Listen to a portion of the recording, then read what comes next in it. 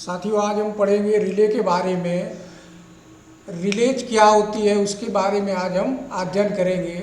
ये relay is an electromagnetic device. Relay क्या है यहाँ पर साथियों?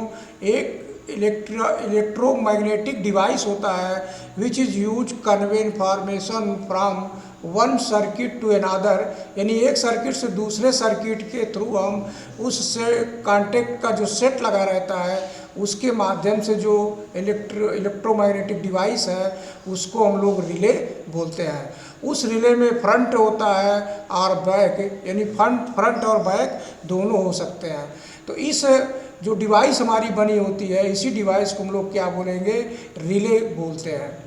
तो रिले को हम क्या परिभाषा में कह सकते हैं कि a relay is an electromagnetic device. इस तरह हम छोटे शब्दों में रिले की बात को हम रख सकते हैं, जिसका हम प्रयोग करते हैं इंफॉर्मेशन लेने के लिए। एक सर्किट से दूसरे सर्किट में इंफॉर्मेशन हम इस रिले के माध्यम से लेते हैं, और वो कौन सा माध्यम प्रकट होता है? जो कांटेक्ट के माध्यम से जाएगा, या फ्रंट कांटेक्ट है या अथवा बैक कांटेक्ट है, उस कंडीशन को हम प्रूव करके उसकी हम सूचना आदान प्रदान करते हैं।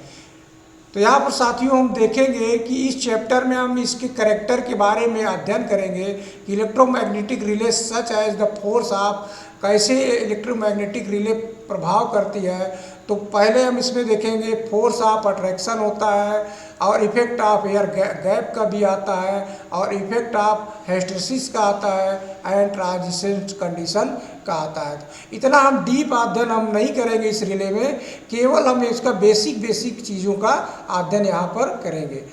जैसे हम यहाँ पर देखेंगे, बेसिक अध्ययन में हम देखेंगे तो रेलवे सिग्नलिंग में जो रिले का प्रयोग है, बहुत साथियों यूनिक उदाहरण है हमारा कि इस रिले के आ जाने से हमारा जो ऑपरेशन है कितना स्मूथली और जल्दी होने लगा है।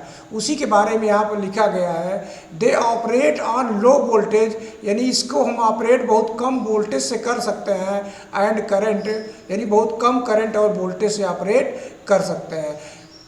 दे are more articulate as the according their special feature, इसमें अपने उनके स्पेशल फीचर के अनुसार जो है हम उसको व्यवस्थित कर सकते हैं।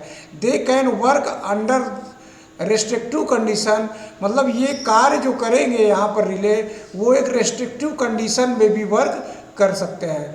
मतलब जैसे हम कंडीशन लॉजिक में डालेंगे या कॉन्टेक्ट को जैसे हम प्रूव कराएंगे, उस कंडीशन में ये वर्क कर सकता है। और एनी स्पेसिफिक मैनर, यानी कोई विशेष तरीका है, उस तरह भी हम रिले को वायरिंग के थ्रू प्रूव करके बना सकते हैं। तो रिले जो हमारे रेलवे सिग्नलिंग में आया, एक जो है बहुत क्रांति आ गई है। इससे हम जो है इस तरह कह सकते हैं, virtually they can cater for all situation, सभी स्थितियों में, while contributing to speed and accuracy in operation, यानी ऑपरेशन करने के लिए हमको एक्यूरेसी भी आ गई और स्पीड आ गई, यानी बहुत एक्यूरेसी और स्पीड से हम इसको जो है चला सकते हैं। तो इस तरह से जो है रिले का इम्पॉर्टेंस बहुत ज़्यादा बढ़ गया है। तो इस रिले के उपयोग से रेलवे का बहुत सिंपल हो गया है। अब हम साथियों इसका अध्ययन करेंगे कि रिले में क्लासिफिकेशंस क्या क्या है, बेसिक टर्म्स सीखेंगे, ज़्यादा डीप का अध्ययन हम नहीं करेंगे, जिससे हमको समझ में आए कि हम रिले को बेसिक बात को समझेंगे।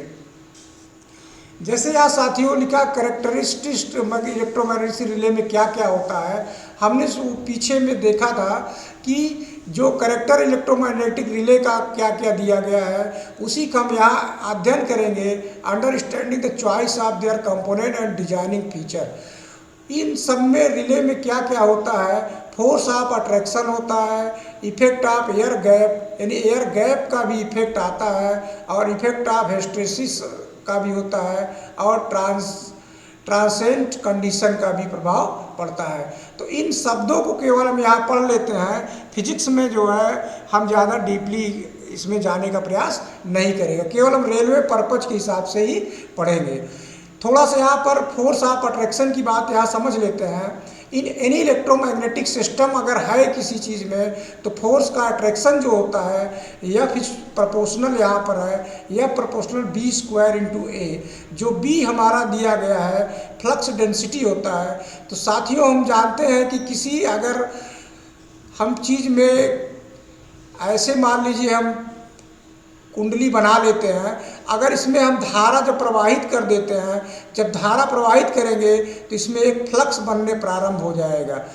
जो फ्लक्स हमारा यहाँ पर बनेगा, इसी फ्लक्स की बात यहाँ पर किया जा रहा है।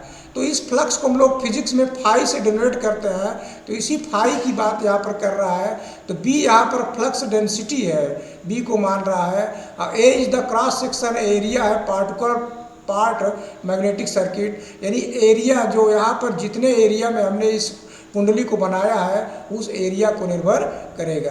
तो एफ जो डिपेंड करेगा बी स्क्वायर से डिपेंड करेगा और उसके एरिया पर डिपेंड करेगा।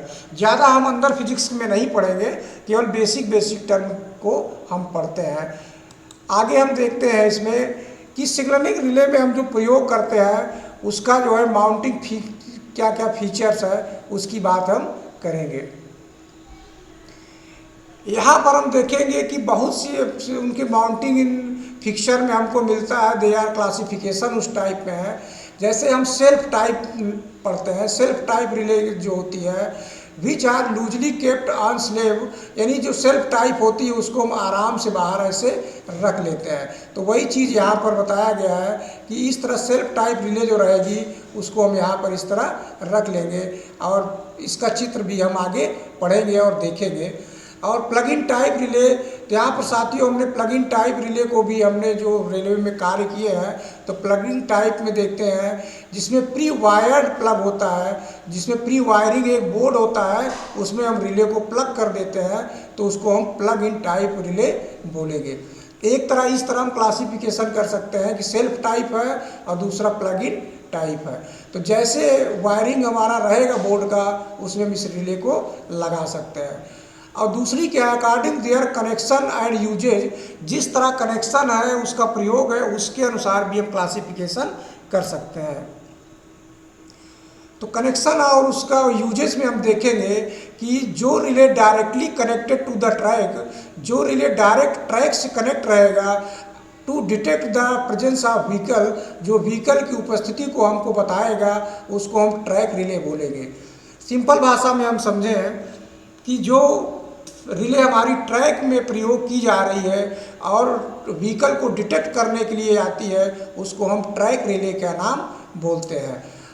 अदर दैन जो ट्रैक रिले के अलावा जितनी भी रिले आएंगी ऑल आर लाइन रिले बोला जाएगा। उसको क्या बोला जाएगा साथियों, लाइन रिले बोला जाता है। जो relay connected to the selection circuit, जो हमारा लॉजिक का सिलेक्शन सर्किट रहेगा उससे जो है ये कनेक्ट रहती है। सिलेक्शन सर्किट का यहाँ पर संबंध क्या है, जो हमारा MLK माइक्रोलॉक से जो लॉजिक सर्किट रहता है उससे ये संबंध रखता है, उसको हम लाइन रिले बोलेंगे। तो इसको सिंपल भाषा में समझेंगे कि ट्रैक रिले के अलावा जितनी भी रिलेज होंगी उनको हम लाइन रिले बोल सकते हैं। अब इसको आगे क्या हम कर सकते हैं कि देयर विटैलिटी और importance of ensuring train working safety, they are classified as, अगर ट्रेन की सेफ्टी के हिसाब से हम क्लासिफिकेशन करें तो इसको इस तरह हम पढ़ सकते हैं। सेफ्टी की बात करेंगे यहाँ पर रिले में तो इस तरह हम उसको पढ़ सकते हैं कि जैसे यहाँ पर वाइटल रिले है, कभी कभी जो है पूछा जाता है कि वाइटल रिले किसको कहा जाता है, तो यहाँ पर साथियों ध्यान दीजिएगा, are relay directly use for train control, जितनी भी रिले हैं डायरेक्ट अगर ट्रेन कंट्रोल में आती हैं, सच जैसे हम समझे सिग्नल का हो गया, पॉइंट का हो गया और कंट्रोल हो गया और ट्रैक डिटेक्शन हो गया, ये सब जितनी भी रिले आ रही हैं सब वाइटल रिले हम बोलेंगे। इतनी बात समझ में आ रही है। जो डायरेक्टली ट्रेन कंट्रोल में प्रयोग में आएंगी उन सब रिले को हम लोग वाइटल रिले का नाम देते हैं। नॉन वाइटल रिले का मतलब क्या होता है, वैसी रिले विच ऑपरेट कंट्रोल एड्स को होता है, एसेसरीज समझिए, जैसे हम कहें वार्निंग हो जाता है, बजर हो जाता है, कोई इंडिकेशन के लिए हमने लगा दिया है, ये सब नॉन वाइटल रिले कहलाएगी। तो इस तरह हम समझेंगे कि नॉन वाइटल रिले और बजर में जो लगा है वार्निंग में लगा है, ये सब रिले हमारी नॉन वाइटल रिले कहलाएंगी। तो इस तरह हम समझ सकते हैं। तो ये जो वाइटल रिले को हमने देखा, तो वाइटल रिले हम लोग कंट्रोल करेंगे सिग्नल को, पॉइंट को, जितनी भी रिले रहेंगी वो सब वाइटल रिले रहेगी। और नॉन वाइटल जो रहेगा उसे वार्निंग, बजर, इंडिकेशन, जो पैनल में हम लोग इंडिकेशन देते हैं वो सब जो रिले का प्रयोग करेंगे वो सब नॉन वाइटल कहलाएंगी। तो इस तरह हम जो है ट्रेन सेफ्टी के हिसाब से अलग अलग रिलों का नाम दे सकते हैं। अब according to their special provisional the ensuring reliability of their contact, उनके कॉन्टेक्ट के हिसाब से भी हम क्लासिफिकेशन कर सकते हैं। कॉन्टेक्ट के हिसाब से क्लासिफिकेशन में क्या क्या हम समझ सकते हैं, जैसा कॉन्टेक्ट के हिसाब से, जैसे हम यहाँ पर देखेंगे proved type relay. Proved type relay को समझेंगे कि are those normalization after each operation shall proved in circuit control their contact. कहने का मतलब है कि प्रत्येक ऑपरेशन के बाद नॉर्मलाइजेशन होने पर वे अपने कॉन्टेक्ट को प्रूव करेगा। Contact in which both the spring है metal surface on their tips, वो उसका सरफेस क्या रहेगा, मेटल सरफेस का रहेगा। They may get fused due to high sparking, यानी कहने का मतलब हाई स्पार्किंग होने से, हाई स्पार्किंग करंट आने से अक्रॉस देम ड्यूरिंग ऑपरेशन। प्रत्येक ऑपरेशन आने पर क्या हो सकता है, वो फ्यूज हो सकता है या मेल्ट कहिए या फ्यूज उड़ सकता है, यानी कट सकता है। तो इस तरह की रिले क्या करेगी, प्रत्येक ऑपरेशन में दीज में prevent relay normalization causes unsafe condition in traffic control. तो इस तरह की रिले जो है रोकने के लिए नॉर्मलाइजेशन, हमको अनसेफ कंडीशन रोकने के लिए जो है इसको हम लोग क्या कराते हैं, रिले को प्रूव कराते हैं। To avoid this proving of relay normalization, यानी रिले का नॉर्मलाइजेशन प्रूविंग करने के बाद ईच ऑपरेशन इज नेसेसरी, तब दूसरा ऑपरेशन हम कर सकते हैं। तो इस तरह हम जो प्रूव टाइप वाली रिले रहेगी उसको, यानी प्रत्येक ऑपरेशन के बाद उसको हम नॉर्मलाइजेशन को प्रूव करेंगे, तो इस प्रूविंग को ही हम लोग बोलेंगे prove type relay. Non prove type में क्या हम समझेंगे साथियों कि need not to be proved, इसको प्रूव की आवश्यकता नहीं होती है। टू हैव बीन नॉर्मलाइजेशन, कि वो नॉर्मल हुआ कि नहीं हुआ है। आफ्टर ईच ऑपरेशन, प्रत्येक ऑपरेशन में as their contact have at least one non fusible contact, यानी उसका कम से कम एक जो है नॉन फ्यूजेबल कॉन्टेक्ट रहेगा, जिसको हम लोग कार्बन कॉन्टेक्ट से बनाते हैं या बना हुआ हमको देखने को मिलता है। तो इस तरह हम समझेंगे प्रूफ टाइप जो रहेगा मेटल सरफेस का रहता है, और नॉन प्रूफ टाइप जितनी रिले रहेगी कार्बन कॉन्टेक्ट का रहेगा। इस तरह हम जो है हम अलग अलग क्लासिफिकेशन कर सकते हैं। तो साथियों यहाँ पर रिले के बारे में हम जो पढ़ रहे हैं इसको अपने सर्किट में थोड़ा सा देख कर अध्ययन कीजिए, तब थोड़ा सा दिमाग में आएगी बात और याद भी होता चला जाएगा। अब their special provisional ensuring reliability their contact their classification, तो हमने इसको पढ़ लिया है। तो अब आगे देखते हैं।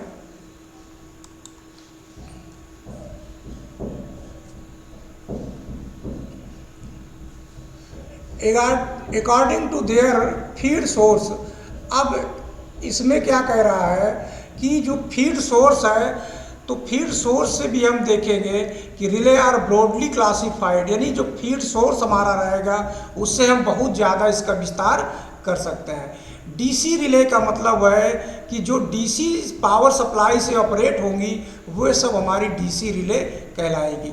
तो अधिकतर हम लोग सिग्नलिंग में डीसी रिले का ही ऑपरेशन करते हैं, तो call DC relay among the DC release होती है।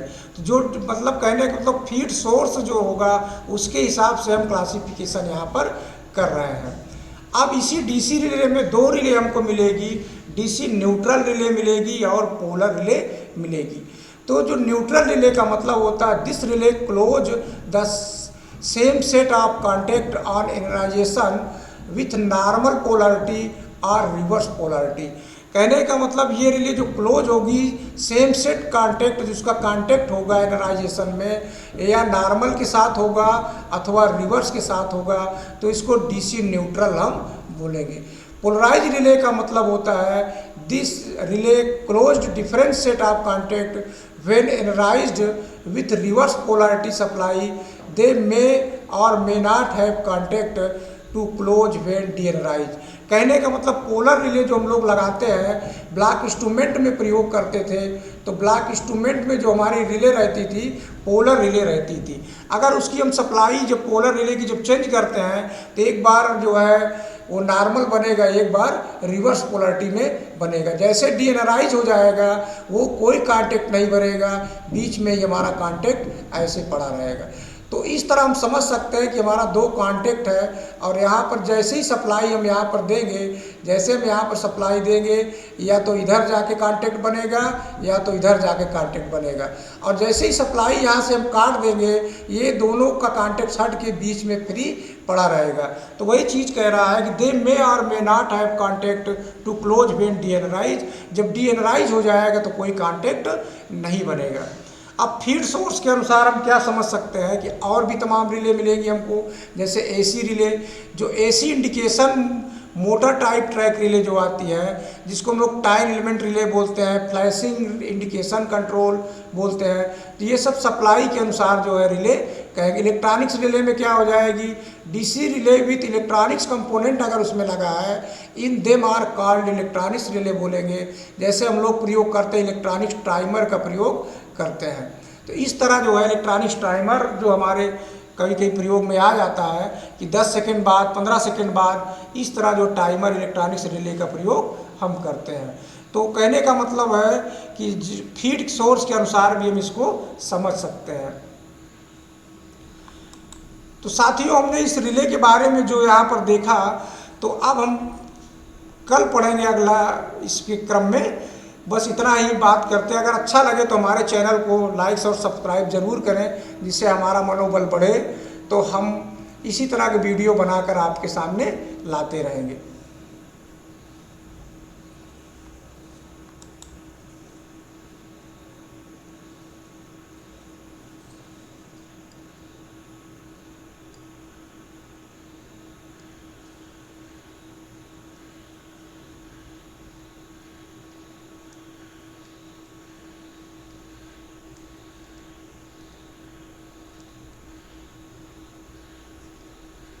थैंक्स फॉर वॉचिंग साथियों।